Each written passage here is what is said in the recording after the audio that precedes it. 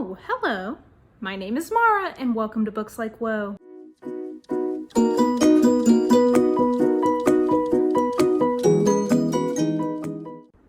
Hey guys.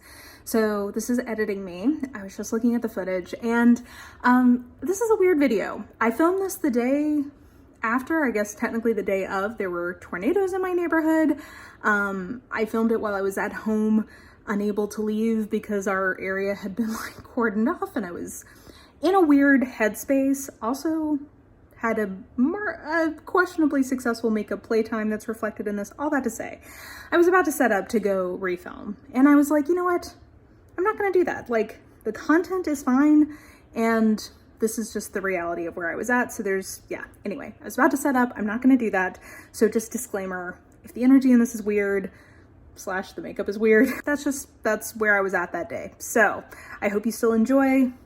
See you later. Another month, another haul, and this time the most exciting things are some additions to my collections, most notably my Penguin Clothbound Classics. So that is the coup de grace. But before we get there, I've got some just like random books I picked up. I have some series continuations, and then I have some collection stuff. So let's dive on in. So I've got a stack of randoms, and we'll just start at the top and work our way down, shall we? So first up, we have Empire of Sand by Tasha Suri. And I'm gonna admit to you guys right here and right now that this is basically a peer pressure buy. This is definitely a booktube made me buy it moment, and specifically this is a Jocelyn made me buy it. So Jocelyn from Yogi with a Book absolutely loves this book, has been a huge champion for it, and on Twitter I keep seeing people shouting her out, thanking her for getting them to read this because they loved it. I don't really know much about this beyond that, other than it is a fantasy, and it is a fantasy romance in the sense that there's like a very slow burny kind of situation. These are all things I really like. If Jocelyn says something is really, really good, I'm inclined to believe her. So yeah, I'm excited to go into this one a little bit blind. Then there was a price drop on a book that I have been watching for a while called The Dark Side of the Road by Simon R. Greene. And this is an isolated closed circle mystery with a strong they're all mysterious, a strong fantastical component to it. And I'm not, again, don't know much more beyond it. I think that this is the flavor of isolated closed circle mystery where they're all reined in somewhere or snowed in somewhere, and people start killing each other and whatnot, and someone's got to figure it out. Might as well be this guy ominously walking on the road. Then I have a nonfiction pick that honestly, if I'd had my druthers, I'd druthered have gotten this on audio, but I kept not seeing that be even pre-orderable. So I just went ahead and got the physical form once it had a little bit of a price drop, and that's Switched on Pop by Nate Sloan and Charlie Harding. The subtitle is How Popular Music Works and Why It Matters. And I really like the podcast that they host called Switched on Pop, where they have like a deep sort of like musicology approach to popular music, and it's always super interesting, and I wanted to see sort of like a more unified theory of their sort of like critical approach. Up next, we have a Rebecca Roanhorse book, which I'm very excited about. So Star Wars Resistance Reborn. So the reason I went ahead and pulled the trigger, that's the metaphor I was going for.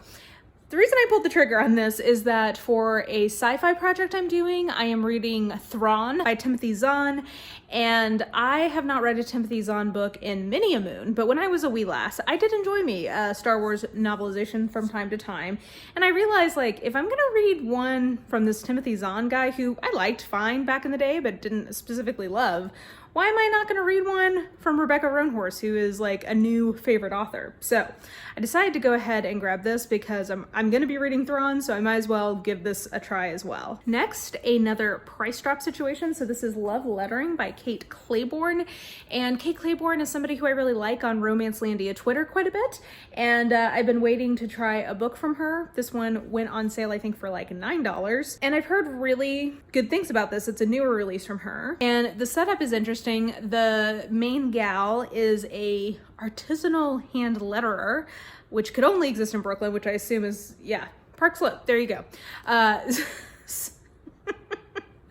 Oh, Brooklyn, so on brand. Anyway, so professional artisanal hand letterer, and she is inking the invitations for this couple's wedding, and somehow she just like knows that they're gonna break up and tells them or something, and then they end up breaking up, and the guy in the relationship comes back to her a year later to try and understand how she knew that, and I'm assuming love blossoms from there. But I think that that's kind of a fun premise. I haven't seen something quite like that before. It kind of reminds me of in The Wedding Planner when Jennifer Lopez knows that the couple is going to break up based on what song they choose to dance to. I don't know.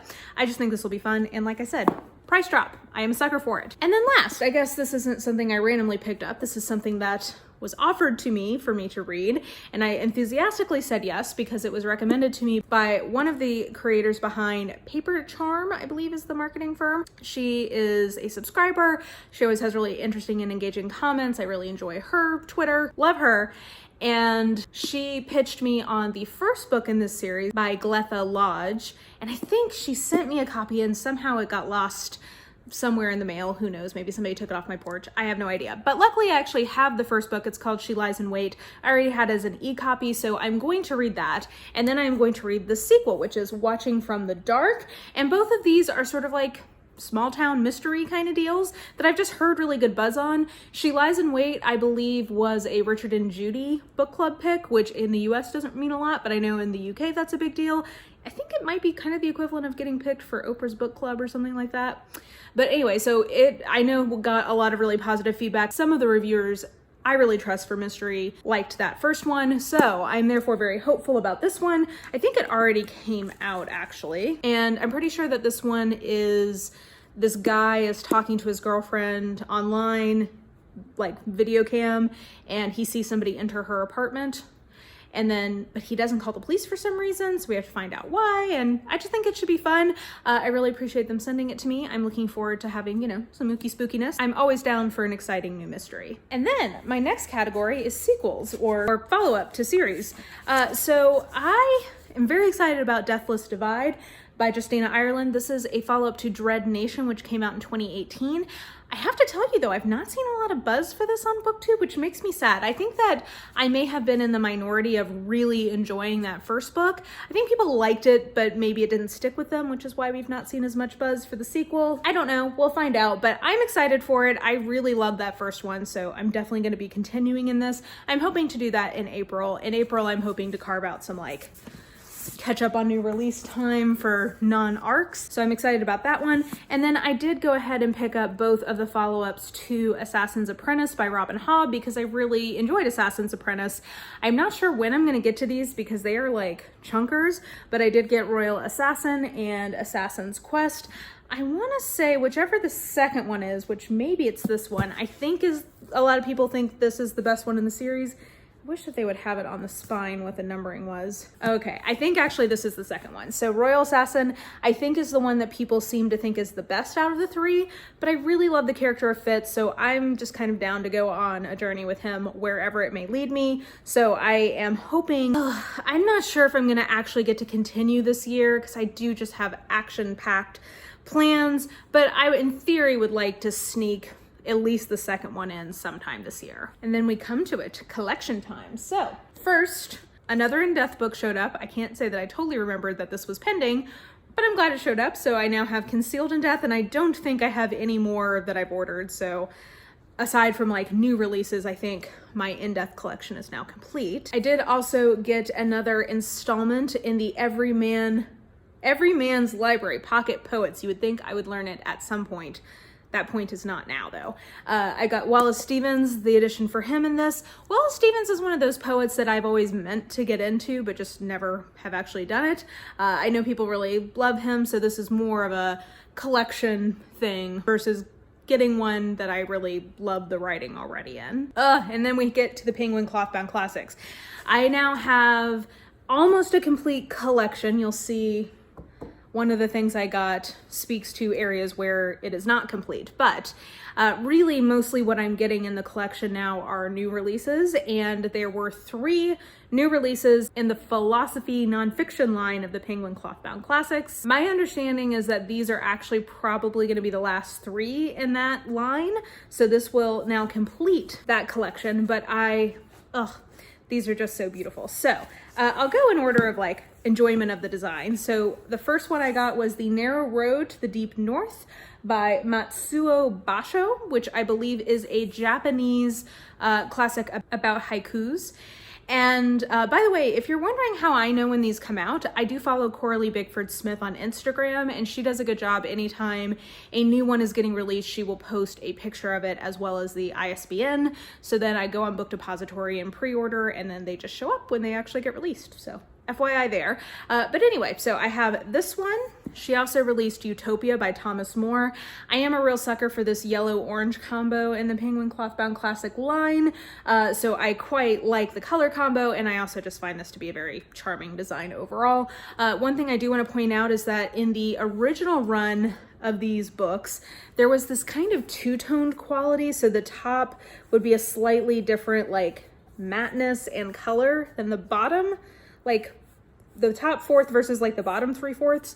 That's not what they're doing in these last three, which I prefer in terms of the aesthetics. It does slightly annoy me from like a collection standpoint, but I will surely get over that. So, an aside there, in case you were wondering from the pictures you'd seen online.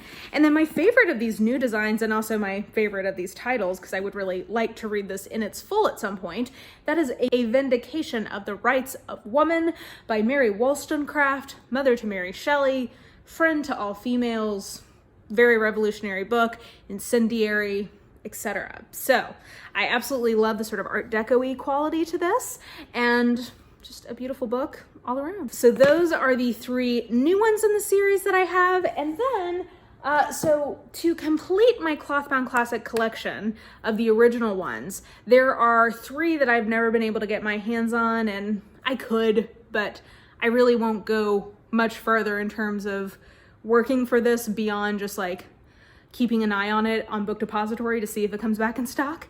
And one of them did. So of the three that I did not have, all three are classic religious texts from India. And so I'm going to give this my college best try here. It is the MAHABHARATA, and I honestly don't know anything about this book other than it is in the line, and it was one of the three I was missing. I saw that it went back on sale on Book Depository, so I snatched it right up.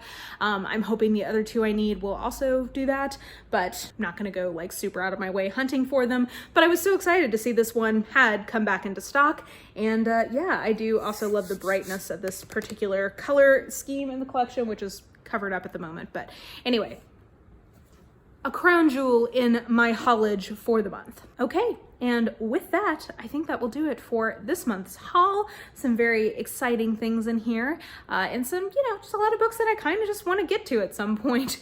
Sometimes it's not a lot deeper than that, then something tickles my fancy and I end up getting it. So there you go. Definitely let me know if you've gotten any books recently that you're really excited about. If any of the ones I mentioned today are ones you are excited for me to read and review for you guys, let me know that in the comments below.